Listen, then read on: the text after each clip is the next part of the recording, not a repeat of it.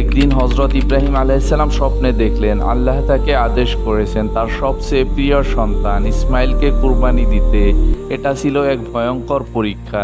একজন বাবা আর তার একমাত্র সন্তান, কিন্তু ইব্রাহিম আলাইহিসসালাম জানতেন আল্লাহর হুকুমের সামনে ভালোবাসাও ছোট। তিনি ছেলেকে বললেন, ইসমাইল, আমি স্বপ্নে দেখেছি তোমাকে কুরবানি করছি, তোমার কি মত?